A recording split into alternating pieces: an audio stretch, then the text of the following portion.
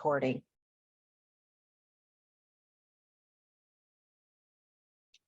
Please help me welcome our host and moderator, Terrence McCall.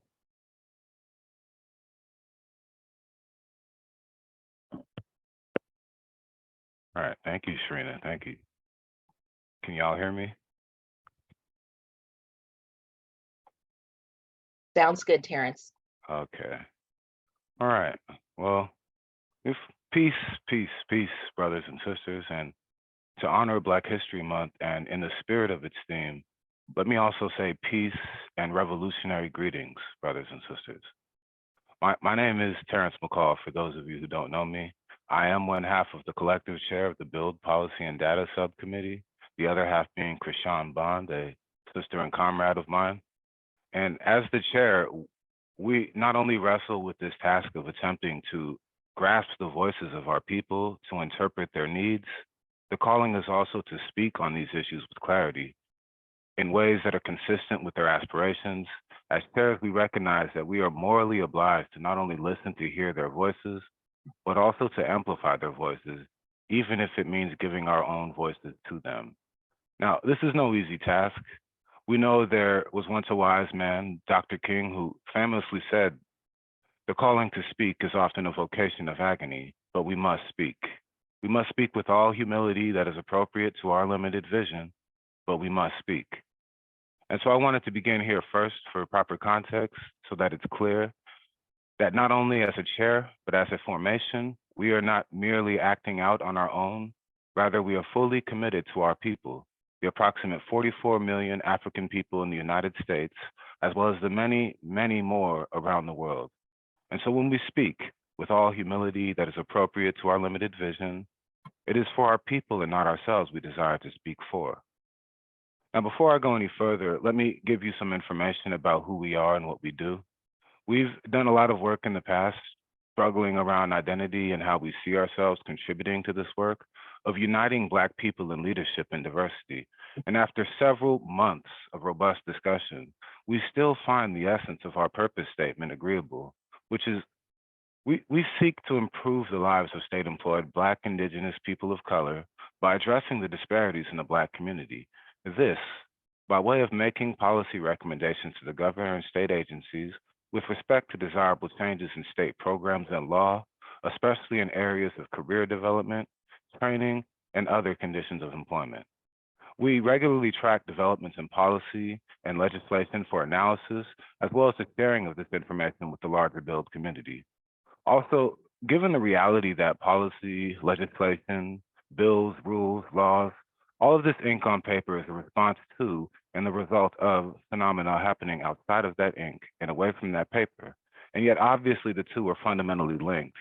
And so we do a lot of rapping about that too. We recognize not only is there a connection, we also recognize that we need to grasp that connection for understanding in order to ultimately contribute to the work of creating some change in the world. Frankly, we have to understand what is going on normally that makes normal normal, if there even is such a thing as normal, if we're going to change normal. That in large part is why we are here today. The Build Policy and Data Subcommittee seeks to not only improve the lives of BIPOC state employees, we seek to do this by addressing the disparities in the Black community in particular. And while on the surface, with recent popular social movements like Black Lives Matter and the even more popularized institutional responses, this might seem as if we're putting together a puzzle with only a handful of parts.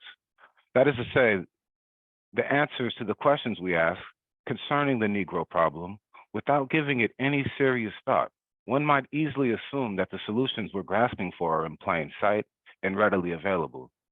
To these people, it may come as a great surprise that even after overwhelming global popular support, not only have there been no meaningful material changes to the conditions of the Black community, even after the recognition of the pattern of violence against that community, we find no framework for understanding the needs of that community, neither do we see any solid intervention strategies.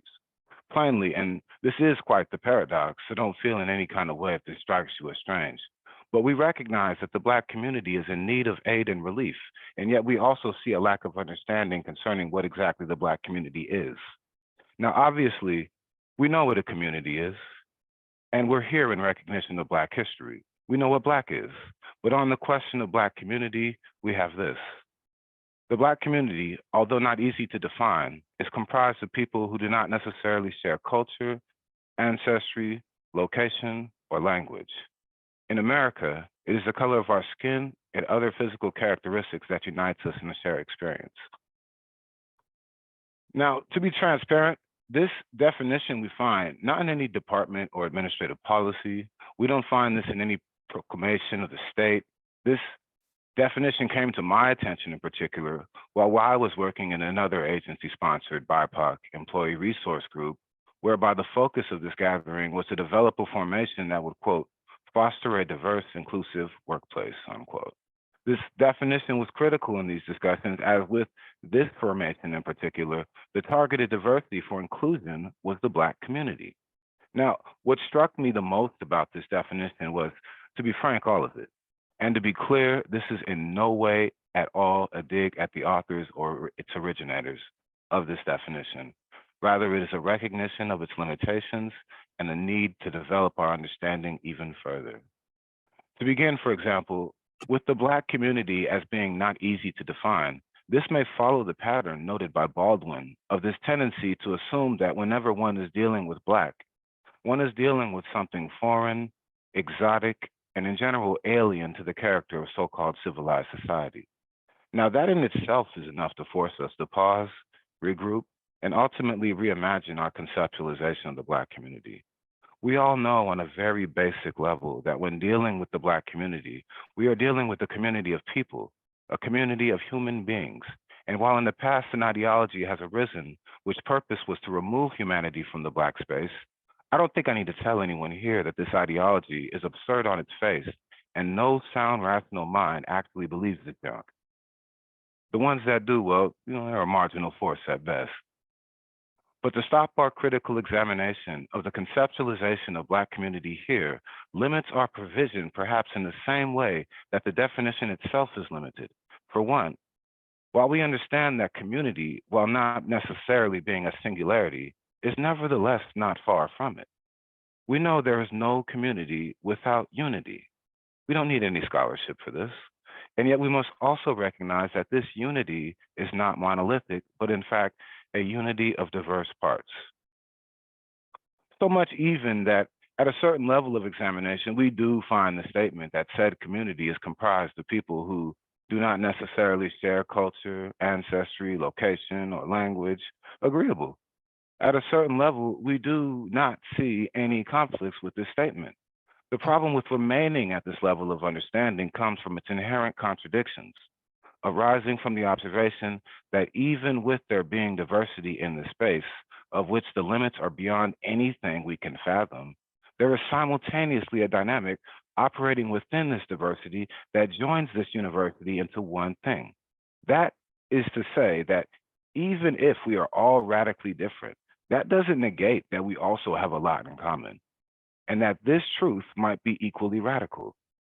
It is for this reason that to arrive at a definition of community that stops at the recognition of the inherent diversity of that community and does not go further to apprehend that unifying dynamic that cuts across the differences is to arrive at an incomplete definition. Now, we didn't need to come here to find some understanding on how we're all different, but often what goes unsaid is that diversity doesn't negate unity. Rather, a unity is literally a joining together of diversity. And this is what brings me to perhaps our greatest concern regarding this definition. In examining the conditions of our material existence, we find that everything that exists as a struggle of mutually opposing forces, a unity of opposites. Everything that is something is literally a contradiction, whether we're talking about a hydrogen atom having both a positive and negative charge, the fact that we might all be in the same room and some of us find it hot while others say it's cool, or more particular to the topic of discussion today, how it is true that the promise of America has meant life, liberty, and the pursuit of happiness for some, while at the same time also meaning genocide, slavery, and oppression for others. The joining together of these opposites doesn't negate their being in America. Rather, recognizing it is so further strengthens our understanding of what exactly this political project we call America is. With this, the failure to recognize the reality that diversity doesn't negate unity, but is essential to it, the dealing with Black only in terms of fragments and pieces is to not only deny the agency of the whole, it also denies there even being a whole to deny. After all, what do we make of a community without unity? Is there even such a thing? And further, can a community without any unifying dynamic have any agency? Does that community have an agenda, an objective? It is for these reasons we find it necessary not merely to arrive at a definition that allows us to talk to one another, because we we find it necessary to struggle for its further development. We understand that nothing short of a definition that supports a community in unity will be adequate. We need a definition of Black community that clarifies the identity of that community to include not only the 40 some odd million of us here in America, but also the many more across the global diaspora. Perhaps most important, we need clarity on the objectives of this community. This, because on a basic level, we understand that a community, be it Black or any other segment of humanity, is not defined by its appearances, not even by its place of origin. Interest and collective interest is what gives rise to a phenomena such as a community. And because of this, we know that the essential features that make up the identity of a community don't stop at the line of questioning of where are you from, but much more specifically, where are you going? Now, regardless of where we are situated in the hierarchy, where we are located in the political economy or social strata, we enter into this space as flesh and blood and as brothers and sisters. And with this, our method for engaging this question is not to work out theoretical iterations in the privacy and comfort of our monthly meeting spaces. Rather, we understand that knowledge is born in struggle, and so we want to go to the site of the struggle to work out these answers. Now, in grasping the essential features of a community, we find not only a unity of diversity, we also find that the unifying dynamic is the interests and objectives of that community. Now, where and how do these interests arise, and by what process does a community collectively arrive at an objective? Put it another way, what is the objective? What are the interests of this Black community? And what is going on in that community that informs these interests and objectives? Understanding the inner workings of the community, as well as the internal process that gives rise to said community in any kind of motion or movement, requires we develop some knowledge on the pieces of that community involved in that internal process. And with this, we have arrived at what we may call our question on Black. And to be more specific, who are these Black people? What are the essential features of being Black? And by what process has Black arisen? Finally, why is it so? Where is Black located in the larger historical process of development? Now, this is a question we intend to answer in its entirety today. Rather, our goal is to spark the conversation that will lead to its answer. Finally, is it possible for us to arrive at a definition of Black that excludes any segment from the wealth of our existence as Black people? Can we cultivate knowledge of being Black?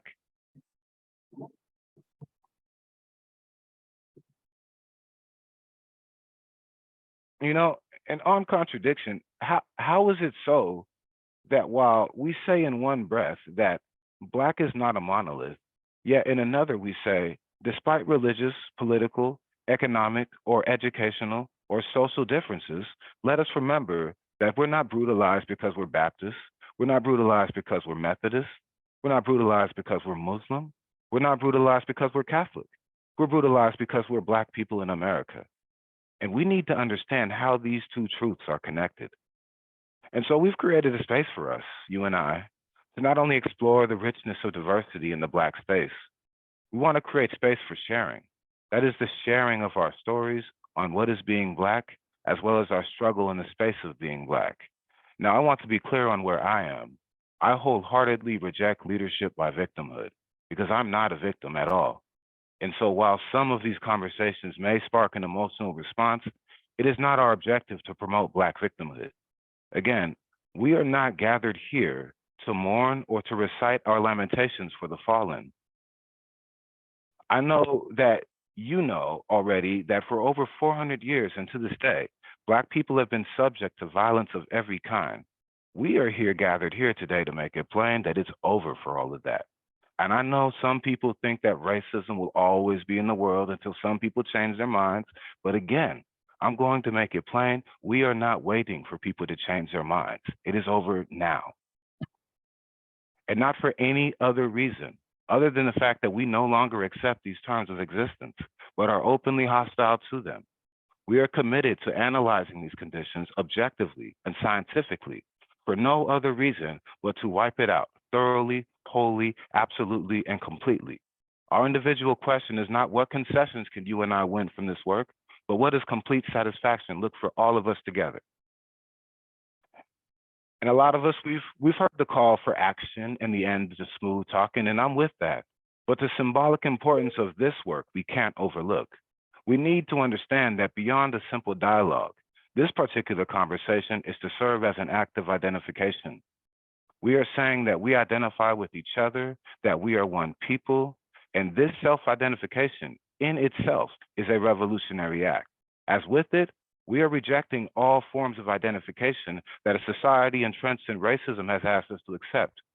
We are here to have a fireside chat to say that we will define ourselves.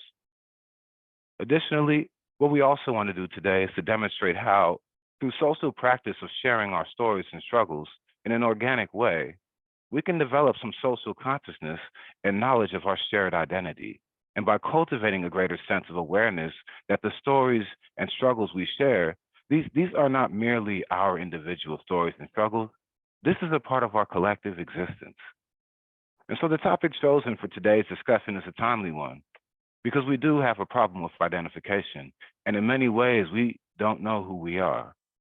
And while I don't intend to offer any sort of definitive answer on the question of Black identity, I do intend to take us to a place where we can locate Black identity objectively, historically, and together we can begin to work out some understanding from there. And while a lot has changed in the present moment, we haven't always had access to a history where African people were anything more than a footnote. This pattern of historical erasure, along with dispossession from the land and cultural repression, make up what might be called a colonial matrix of violence. Now, while examining the violent character and orientation of this process, what is often overlooked is the degree and scope of this violence. We see this with great clarity when examining the question of privilege. Note, to be on the other end of the perceived effects of this is presented as being privileged, but one begs we consider, can there be a victim without a victimizer? Can there be a colonized without a colonizer? Can an oppressed people exist without there being an oppressor? The trouble with this designation of privilege is that it not only obscures the role of violence in shaping and maintaining these social relations, it also obscures the role of the so-called privilege play in it.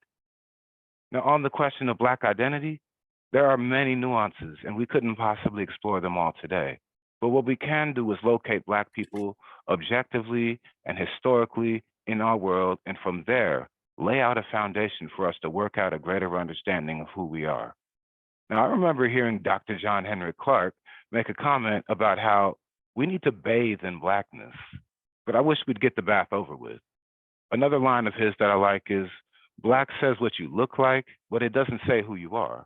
And what I find helpful about these gems is that their effect of uplift as well as admonishment. Jamil Al-Amin, however, he more candidly adds in clarity in laying out that Black is beautiful, but it ain't sufficient. Right away, in looking to the question of Black, we find quite the contradiction. The history of people called Black did not begin with chattel slavery, and yet the history of Black people in many ways began with chattel slavery. Perhaps it is here where we find the double consciousness alluded to by Du Bois, for here we see a people who seemingly embody two separate identities. One, inextricably tied to a land, grafted on by a culture, and tied to a historical continuum. The other, locked into a system of production, including the economic and social relations of that system of production. This duality and perception is a possibility, however, and so we couldn't use this to define Black people. Some may have it, some may not. And so we know this isn't an essential feature of the Black space in spite of its relative degree of frequency. Strangely enough, while double consciousness is not the essential feature of the Black community, its reality takes us to where we need to go. That is, to identify and locate the people called Black, among other things. In history and objectively, we need to understand how the two opposing realities are both correct and true. We need to understand that relationship. How is it that the history of the people called Black doesn't begin with chattel slavery? And yet the history of Black people began, in essence, with chattel slavery. To do this, to understand that relationship, we need to grasp the problem in its correct dimensions and its complexities. This will allow us to describe it accurately and thereby lay out a basis for an objective and scientific analysis. And out of this, we can all collectively begin to establish some clarity in seeing the possibilities and solutions. This also involves we join together our comprehension of history with our day-to-day realities. This, beyond providing clarity, is of the utmost importance. This is because regardless of how the theory makes us feel, be it good, bad, or indifferent, theory ultimately doesn't mean jack until it's proven in practice. And so we've got to test what we think at the level of practice in order to truly work out some understanding of what we regard we think. Now, to understand this relationship, we need to essentially look at African and Black sectors of the international world scene. This because racism and the process of racialization in and of itself is an international process, and its effects are global. Obviously, this will directly interest a large segment of us here, but also presumably it interests everyone that is here. And when we do this, we will find that since arguably 15th or the 16th century, Black and African people have been a part of a particular system of production. Beyond any commentary on pigmentation, the meaning of the integration of Black people into this system of production has meant the integration of our labor, our land, and in general, all of our resources. On a basic level, I think we all understand that each of us was born free. Freedom then meaning the exercise of our right to be free, not any concession offered from the oppressor. But when locating Black and African people in the system of production, we find that choice was taken, and that system itself has determined not only whether or not our land has become a commodity or our labor, that system has even determined that we ourselves can be sold as commodities. Now, I'm not here to say that racism is the primary contradiction affecting all inequality in the world, because it isn't. All working people in the system of reality, we can all agree, are catching some kind of hell resulting from contradictions internal to that system. But we must deal with racism if there is ever going to be any kind of salvation for us all. The struggle of the working people has been pivotal in building awareness of the many ways working people are exploited. The struggle of Black working people, however, takes the analysis even further. How else does one commodify labor without completely stripping the labor of their humanity? In effect, making Black humanity totally unrecognizable, whereby laying a basis for the particular type of production Black would become associated with. And so, to say that Black people were brought as workers and slaves to the so-called New World betrays our knowledge of the fundamental connection between their particular conditions and the system of production. Black people were brought to the Americas not as people, but as tools of agrarian production. And let me make that plain. Black people in this international system of production are the same place as a hammer, as a plow, or even a cow. All these being not only tools, but also the property of someone who is committed to their own profit at the expense of their tools and their property. Given this, we can begin to see Black not merely as a color, but as an economic category in a system of production. So we know that Black has not only meant where we are on the melanin spectrum. After all, how many Black people do you know that have the same color as you? We know Black has also meant more precisely where we are located at in the spectrum of production relations. But we need to know not only how we got there, but how is it so that even after the Emancipation Proclamation, 100 years later, Black people would converge on the nation's capital to announce to the world, the Negro still is not free. Why is it so that in spite of the technological, economic, and social developments of every kind taking shape in our world today, at the same time, we find stagnation and even regression in the Black space? In terms of resources, Africa is the richest continent on the face of the earth, and yet wherever you see her sons and daughters across the world, they are consistently among the poorest people on the face of the earth. And yet, as it is true that Black people collectively have become poorer and poorer, it is also true that a certain minority has become richer and richer. It seems to me we need to grasp a further understanding of that relationship between Black people and that international system of production. And in doing this, I feel we will find that Black as an economic category, and in particular, a tool of production, is helpful in that it further clarifies the sources of our economic hardships, but it doesn't help us understand how this reality may persist and is even capable of reproducing and perpetuating itself. Interestingly enough, we can turn to the Emancipation Proclamation to enrich our understanding of this relationship. In 1862, September, Lincoln issues a preliminary Emancipation Proclamation, wherein he expresses his desire for rebel states to, quote, voluntarily adopt the immediate or gradual abolition of slavery while continuing efforts to colonize persons of African descent, unquote. So here we begin to see how not only has this international system of production determined for African and Black people what will come of their land, labor, and themselves being made into slaves and labor commodities, we also see that the same system committed to arresting the development of any autonomous, independent Black agency. So Black not only says where one is located in this international economic system of production, but in it, Black people are colonized people, and not for any other reason apart from the system determining that you are a colonized people, you are to be ruled. Now, when we hear colonization, I don't doubt a lot of interesting thoughts come to mind. One of the things I've noticed is this tendency to deal with colonization and even decolonizing solely in symbolic and metaphorical ways. And when we do this, there is a potential to miss the ongoing material realities of colonization. We know, for one, that at various stages of history, that majestic struggle for liberation goes beyond the abstract theorization and onto material, concrete unveiling. But what I notice we give seldom consideration to is how when the colonized and the oppressed push back, or even up, that same system has historically had a number of new answers to those challenges. Returning to the Emancipation Proclamation, we find that the system and its new answers include the creating the illusion of growth.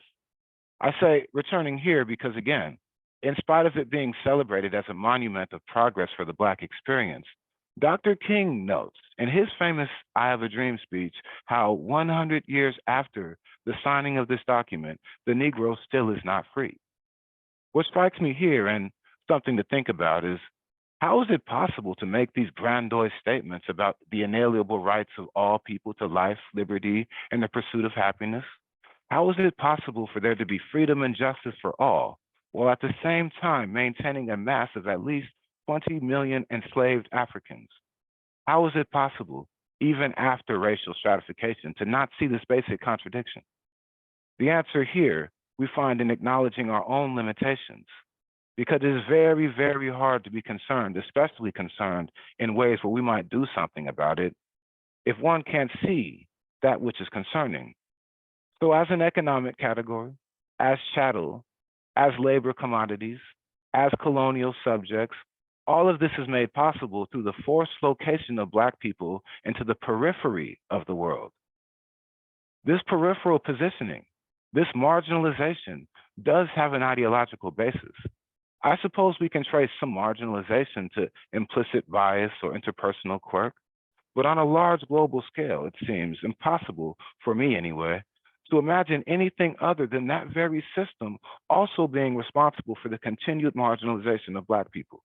After all, it was the system that assigned Africans cotton or sugar, and they themselves were assigned a role of extraction. But as the labor becomes no longer vital to the development of that system, whether from changes to technology or changes in the forms of the ways wealth is accumulated, the even more marginal the role of Black people becomes.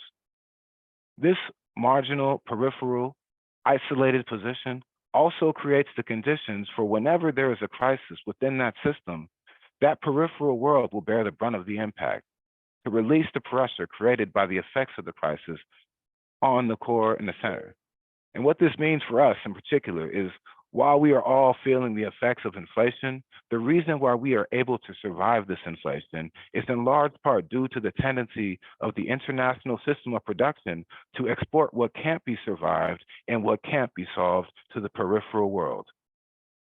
Now, in the periphery, in the ghetto, in the hood in particular, but also in the large Black space in general, we not only find dilapidation, deterioration, degeneration, which is the fruit of that system's labor.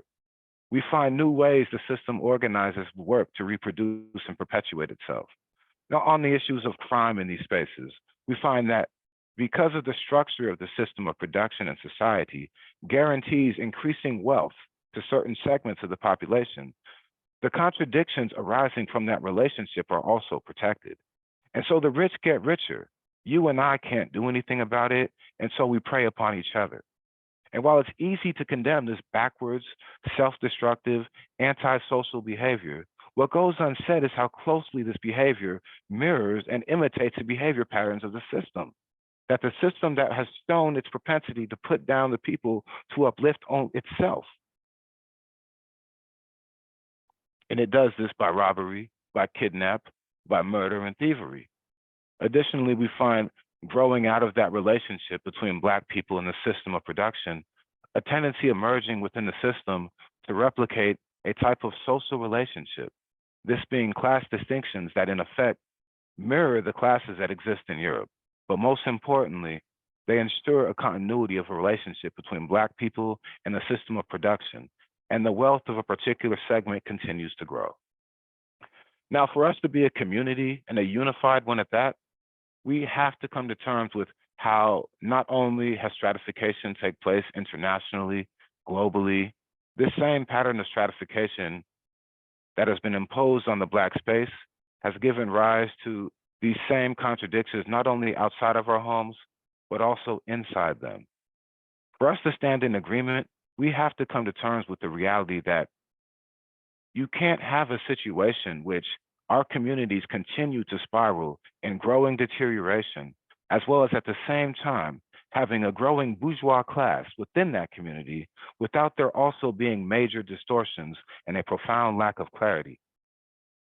Perhaps nowhere is this lack of clarity more apparent than in the politics of representation. There was a time when an African continent was ruled by Africans, was not even considered sane or rational. And it was not until working people of the African continent turned to their own ideas and their own actions were Africans finally forced to be dealt with as a people. And so we saw an end to colonialism in Africa, or at least we thought. But there's a very sobering reality here that we must cope with in order to advance the position of our community. And that reality is that even with various third world nations gaining their national independence from colonial domination, that independence in and of itself does not mean the day-to-day social lives of those people has improved. Neither does it mean their position has changed with regard to choice. Regardless of this newfound independence, the choice for what is produced, what is assigned, the logic underpinning the production is still derived from the center. The markets, they are still external to the area of production, and the land is still used for the production of commodities people themselves don't really need. And so we see here, even with this national independence, the African continent is still in many ways locked in the same position of dependency and underdevelopment. The African people are still in a subordinate role to the international system of production. This brings us to the distortion and in particular, the illusions of progress here.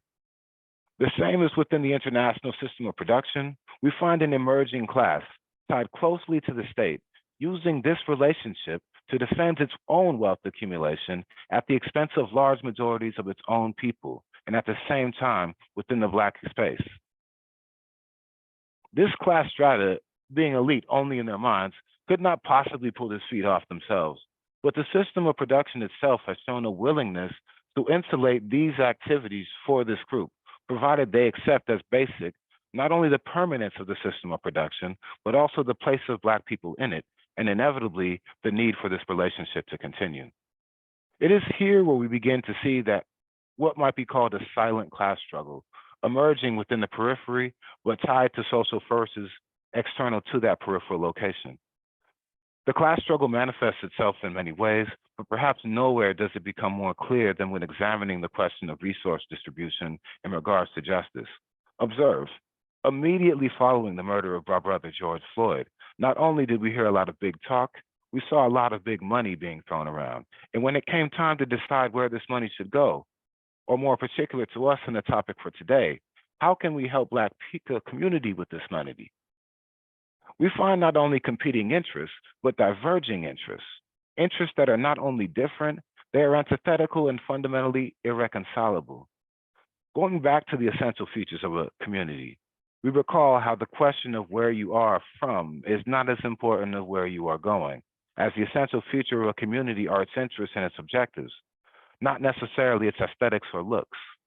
With this, what has emerged is that certain elements within the Black space whom still feel that their own individual objective interests are bound up in the system of production that we have now, while the prize for other elements in this space is not so much a better paying job or a greater degree of recognition or incorporation into that system of production, but autonomy and self-determination, freedom and salvation from that system. This should not be news to us. We knew from our brother Kwame Ture that the majority of Black bourgeois intellectuals who were on the front lines for our people were opting for reform, not for revolution. We knew that during the March Against Fear, when he had announced to the world that we want Black power. Some of us understood this to mean we want the power to decide for ourselves how this thing is going to go.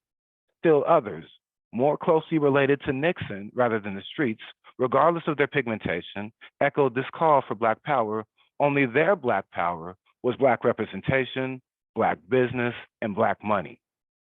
Now, for many, it is impossible to be human and at the same time be located in the spaces where we find our Black brothers and sisters and to not be in lockstep alignment with a culture of resistance, a revolutionary culture even. Still for others, even after Blackness has been brought to them in intimate proximity with oppression, even after Blackness has revealed to them exploitation perfected, even after observing the social degradation from the smallest cells up in every segment and section of our society, we find others who have adapted to these conditions, and now they have adopted the mentality, if we can't beat them, then we gotta join them. One of the lessons garnered from this history is that enslavement of Africans is the paradigm for understanding the system's exploitation of humanity.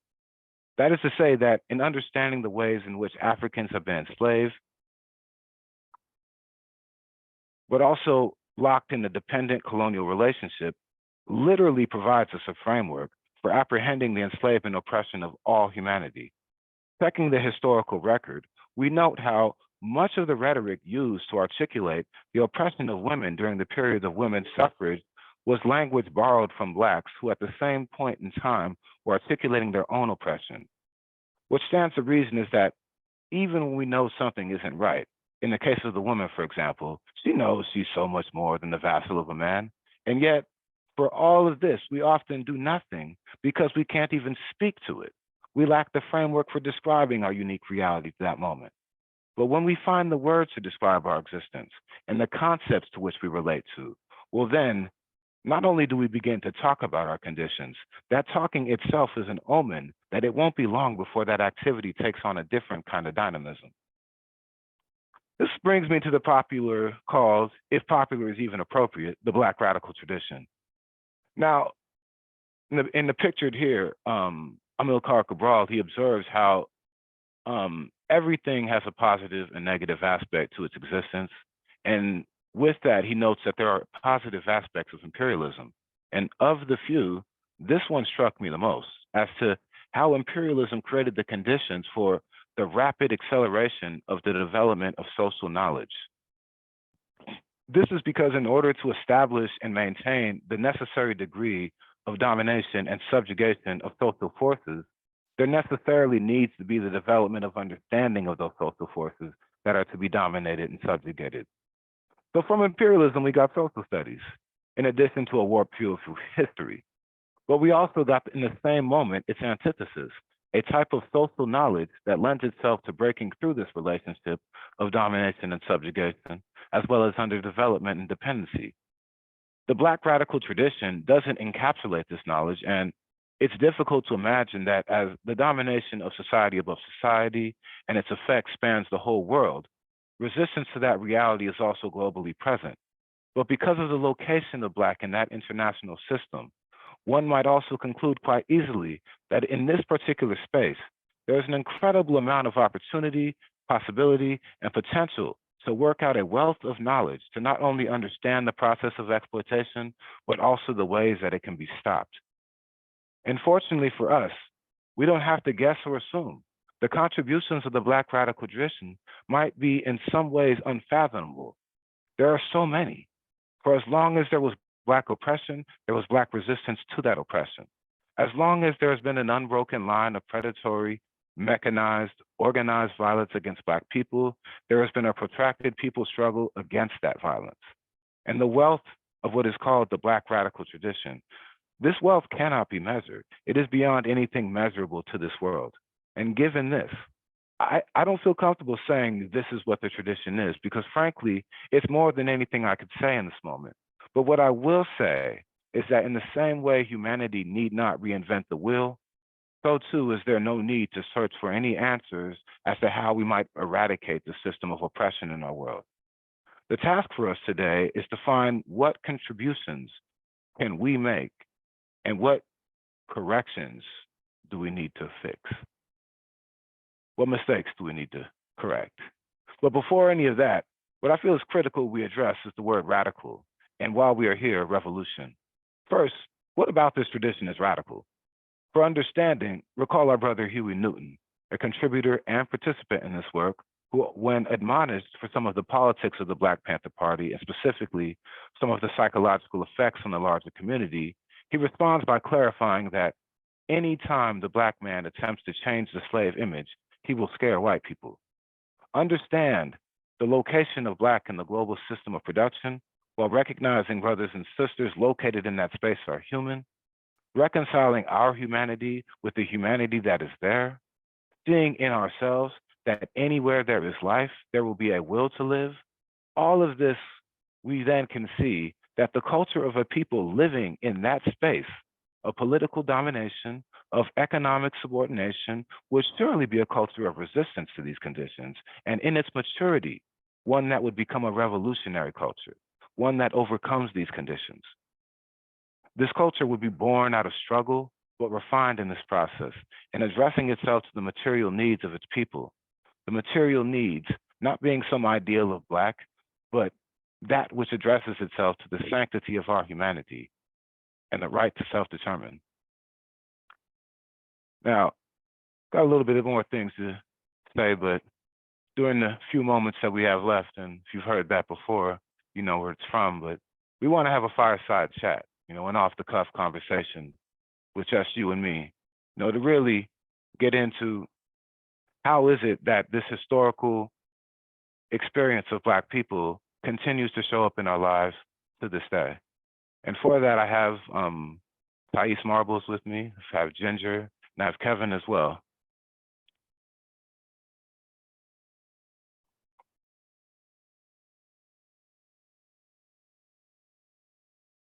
Are y'all on? I am here. Hey, Ginger, how are you doing? Good. How are you? Can you hear me?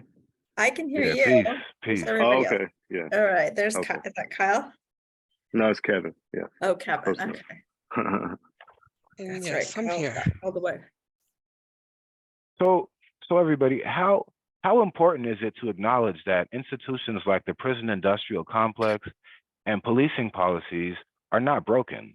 They were designed to work this way, and the call for change isn't going to get back to some ideal, but instead pushing past to a new solution to safety for the whole community.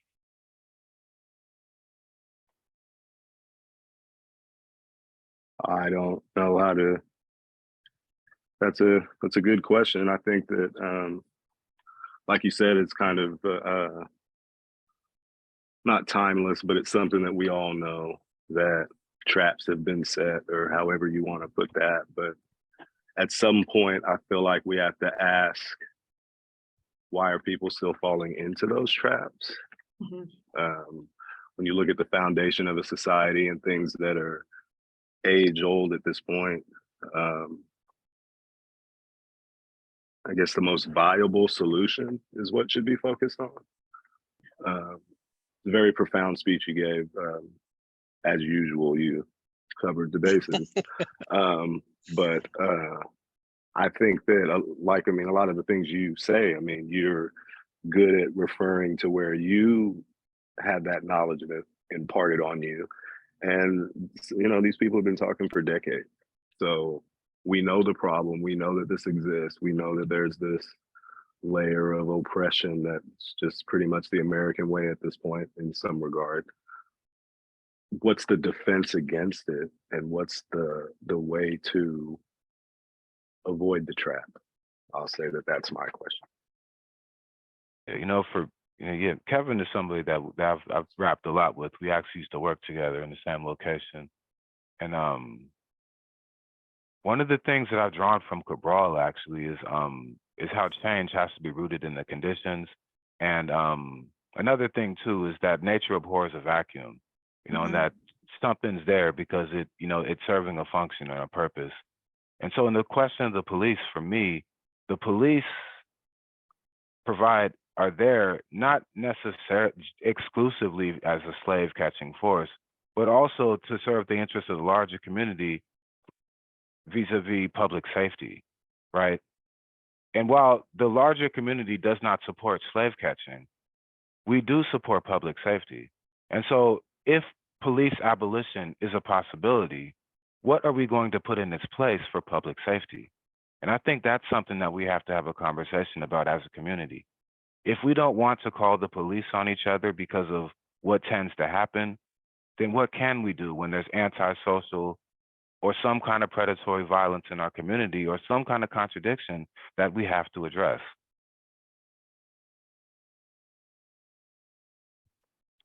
I don't know, is that a question or are you? I mean, No. I think that, no, I mean, I know that you're searching for answers in this, but I don't think, I mean, it's kind of hard critiquing police at this point because what are we saying when we say police? Any institution, really. Yes. These things they're not in existence of themselves, if that makes sense. Any institution is just a group of people. Every institution is just a group of people. Every department, every agency, all of these institutions that are upholding these things that we're challenged by are just groups of people. So when we talk about police and we talk about policing, we have to ask ourselves why the people who are filling these positions are acting in the way they're acting, because the policy really doesn't even support it anymore, and it hasn't for a long time. When it's pulled out appropriately, that's the question. Like with the case that just happened with the gentleman who was that died in the hospital after he was assaulted by the police or whatever. First of all, that's 5 Black police officers. So that kind of muddies the waters on, you know, wanting to always point the finger at white people when it's, you know, safe to say it was institutions started by people that happen to be white. I mean, I think that's a better assessment of the situation, but we can't point at white people anymore when discussing white supremacy, because it's a ideology that anyone can hold. And so with that, we're looking at oppression that is being upheld by everyone, not just a certain group of people or not just a certain demographic. Everybody's playing ball. Yep. And so we have to look at that. We have to look at the hearts of men. We have to look at, and by men, I mean men, women, and children. Why is it that these positions can consistently be filled, this ideology consistently be held, even though we on the surface seem to be attacking it? I mean, we're having these discussions, we're having these committees and all this kind of stuff. But again, who's the enemy when everybody's playing ball? Oh, man. Who needs to be addressed? What institution, what group of people, what agency, when it's everybody? So I actually got the idea of the Fireside Chat from the master teacher Kwame Ture. And one of the points that he made in his last Fireside Chat, I think that was at Howard, but was how anytime we're doing an analysis of oppressed people and trying to understand the conditions of the oppression and whatnot, and we leave out the enemy, then we're going to end up blaming the people themselves. And I think that is one of the consistent shortcomings we're seeing in some of the analysis when we're trying to work out ways to resolve these problems in our society, is that we see people are catching hell, but we're not ever looking at how and why that's happening. And I think what was really spooky about like the pandemic was that supposedly we've moved past this point where, you know, we're no longer a racist society and whatever, you know, and I genuinely believe that most people are not consciously racist. And yet, how is it possible that we see all of these same disparities at every level of the society and in every sector of the society? There's no policy that says Black people are not going to be served the same way as whites in the hospital. How is it still happening, and how is it still reproducing itself? You know, like it seems to be happening on a communal level. Like even after we take out the racist oligarchs, it still happens at a communal level. You know, and maybe we need to redefine police in the same way that we need to expand our definition of community. Well, that's what I'm saying. How can you, so you're asking how this can continue, even though you know that policy has been created that does not align with the discrimination or whatever. How is it that you can come back to a specific agency or a specific department? That's what I'm trying to get to the heart of. And with that, we're at 12:59. There was a lot of very deep questions posed by this presentation by Terrence, but we want to be respectful of other people's time, that they may have a meeting at 1 p.m. I would like to thank everyone for attending this event. Thank you, Terrence, Ginger, and is it Kevin? Yes, Kevin. For participating in this fireside chat. Again, please look out for the registration for our Black History Month celebration event that will be at Evergreen State College on February 17th, Friday, from 2 p.m. to 5 p.m. Again, I want to thank everyone for attending this event, and happy Black History Month to you all. Any last word, Terrence? Thanks, Terrence. That was deep. Seize the times. Yeah. Yeah. The only rights you have are the rights you're going to fight for. Free the land. Yeah, and I don't, and Terrence, I don't know if it. I mean, I just feel the need to say that I don't. I mean, for anybody in this group that doesn't, I mean, we have a great relationship with Terrence. Yeah, we see eye to eye brother on almost everything, and I think it came off that I was challenging your viewpoints, and not at all. We're definitely on the same page and asking the same questions. I just. Well, honestly, Kevin, if you don't mind, like it's just me and you talking for a second there, and I don't want that confused by any other participant. Okay. Honestly, That's Kevin, I was thinking of you really when I was thinking of like really showcasing how in sharing our stories we can develop shared knowledge of our shared identity, because that's exactly what happened with us, right? Right, of course. Yeah. And I appreciate that. Well, I appreciate you, brother. Yeah. Okay, so I got to get back to phone stuff. All right, peace. Thanks, everyone. All right. Thank you. Bye-bye. Thank you all for joining today. Angela, hey. Final thoughts. Where are you from versus where are you going? Have a great day and a great week. Thank you. Thanks, guys. Good job, Terrence. Yeah, how are you doing, Angela? Long time Pretty no good. talk. How are you? Yeah. That's funny. I'm working on an email to you that I was like, okay, enough. I have been trying to get back to you and engage with everything that you were saying. And I was like, I think I just need to send an email. I'm gonna wait too long if I try to Oh, go no. point by point. But it's good. I thought the talk was great. Really would have loved to hear more. I wish we wouldn't have run out of time. But if you all ever want to talk about more the question of police abolition, and I'm all ears. I'm always open to learn all of this. I'm curious to what everyone has to Yeah. say because I do think it's a collective decision Yeah. making process. Yeah.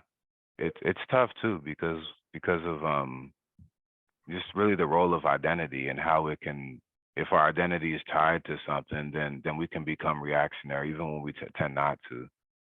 And just how do we work through that? If I may, I don't want to talk too much. I think I just wanted to say that I definitely take the point about how we're all playing ball. But the thing Yeah. that I'm seeing is the targets have not changed. They remain the same over and over and over, decade after decade, century after the targets are the same. And if we've had, policing is a fairly new institution. Part of this, human groups have been able to figure out how to engage with those questions of safety before. I don't see why we have to continue going back and being kind of scared of rethinking how we think of public safety. Yeah. I to me it reminds me of the boss and worker dichotomy, where the boss can reprimand and discipline, and that process can be violent and abusive, but to question it is unthinkable, right? Like I mean, what do you mean the supervisor's abusing you? They're just holding you accountable, right? Well, maybe not. Maybe it really is abuse, but I don't know. It takes a countervailing image. And that I really feel that it can only come from maybe the working class. I mean, just or not so much the working people, but like Cabral teaches in